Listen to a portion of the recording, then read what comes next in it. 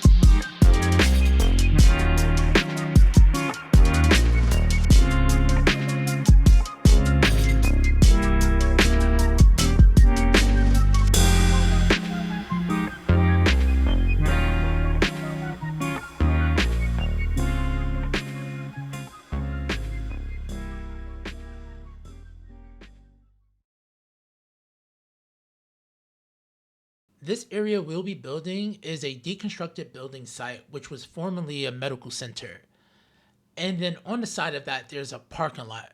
As you see in the Google Earth overview, this parking lot is housing some containers and construction vehicles for that new food Bazaar supermarket. As we tackle this build, we're going to build it as if the supermarket's already open, so no detailing of containers. We need as much available parking for the citizens as we can right now.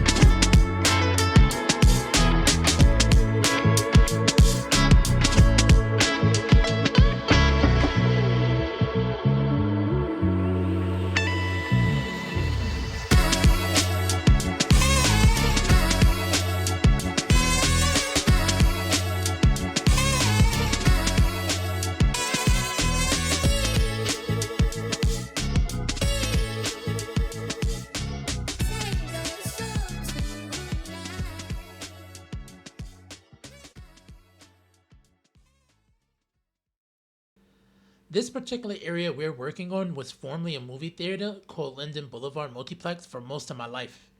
Before that, back in 96, it was a supermarket called Key Food. Key Food was a big supermarket chain in New York City for several decades. Currently, there's going to be a Food Bazaar opening, which is a big supermarket chain in the tri-state metro area. From the times that I've shopped at a Food Bazaar, there's always been a large, expansive selection of foods that cater to the neighborhoods they are in, along with a vast array of fresh fruits and vegetables. I, for one, though saddened by the movie theater closing, am happy that there's a large supermarket coming back to provide good, positive food for the denizens of the neighborhood so that we don't have to continue relying on unhealthy, low quality fast food or chicken spots. According to city data, the average health in East New York is much lower than the average health in the city.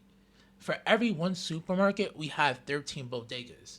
Bodegas are basically corner stores, mini marts. Think something like 7-Eleven, but smaller.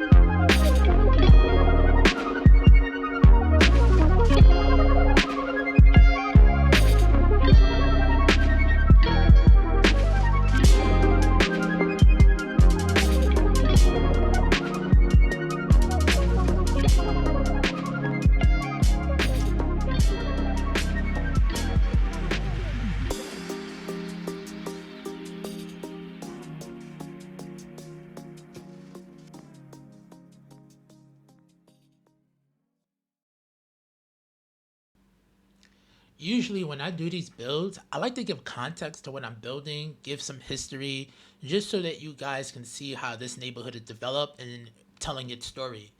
Unfortunately, there's not much information I can get on this post sorting facility. Its name is the Ozone Park Carrier Annex. This is basically what we in City Skylines 2 calls the post sorting facility. Due to sizing constraints, I had to use some ploppables thanks to StarQ to achieve the scale properly. This build will be about 80% done. Next episode, I'll add the rest of the props to bring this area more to what it looks like in real life. This location actually does serve some mail services, so we'll also be using the post office to make it a functional asset for this build.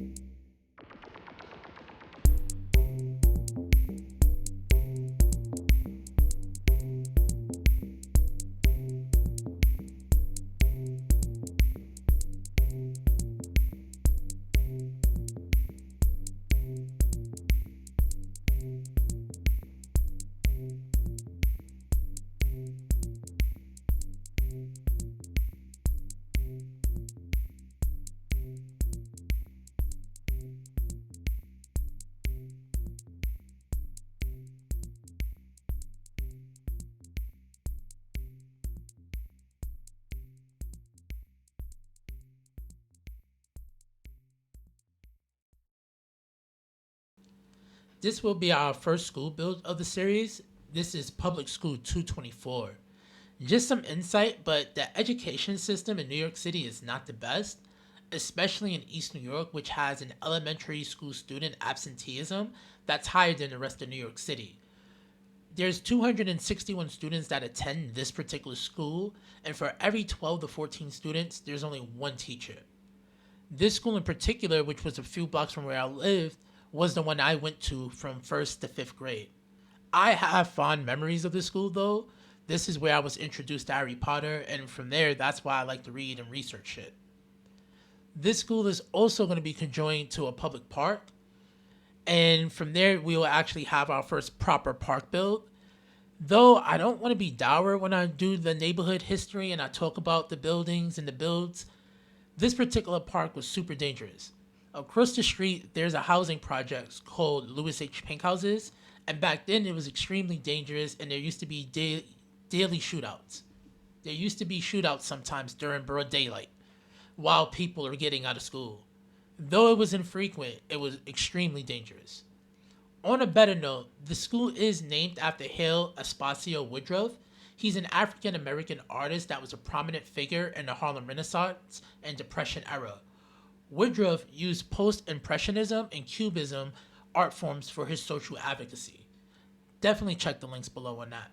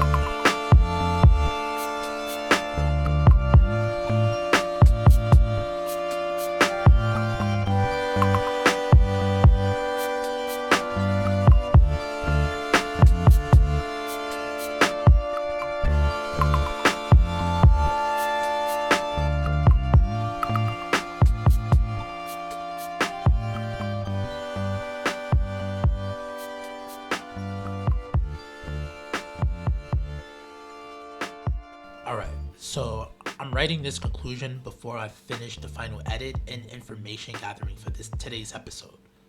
To start, I want to ask, and I hope I can get some answers in the comments, but when y'all guys are building your cities, what are y'all striving for exactly? Is it realism, a utopia, or is it a recreation of something you've seen or where you live?